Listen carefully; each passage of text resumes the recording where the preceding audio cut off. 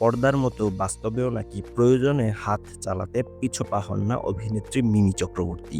রাস্তায় দুষ্কৃতিকারীদের ধরে শিক্ষা দেওয়া হোক কিংবা মুখের উপর সোজা সাপটা কথা বলে দেওয়া, সব ক্ষেত্রেই এগিয়ে আছেন তিনি। তবে টালিপাড়ার কোন নায়কের উপর সবচেয়ে বেশি জোর জুলুম চালান মিমি? সামাজিক মাধ্যমে সেই প্রশ্নের জবাব এবার নিজেই ফাঁস করলেন অত্যাচারিত অভিনেতা। বিদেশ থেকে ফিরেই মিমির জোর জুলুম শুরু টালিপাড়ার সেই অভিনেতার উপর। সেই অভিনেতার নাম অনিন্দ্য চ্যাটার্জি। অনিন্দ্য এবং মিমি চক্রবর্তী একে অপরের খুব ভালো বন্ধু। বিদেশ থেকে ফিরে আসার পর মিমির সঙ্গে দেখা করেন অনিন্দ্য। তখনই ঘটে বিপদ। রীতিমতো ঘাড় ধরে জোর করে অনিন্দ্যকে একের পর এক মিষ্টি খাইয়ে দিলেন অভিনেত্রী।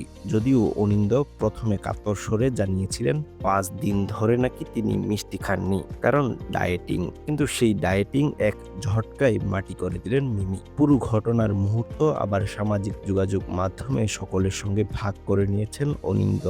সেখানে দেখা যাচ্ছে প্রথম দিকে মিমি জোর করে মিষ্টি খাইয়ে দিলেও পরে নিজেই সেই মিষ্টি খাচ্ছেন অনিন্দ্য।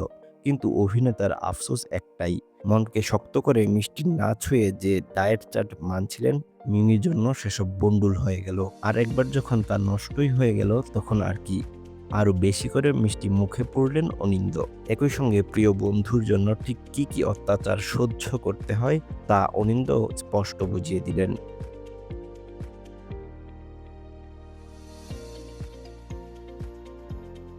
5 দিন মিষ্টি খাইনি।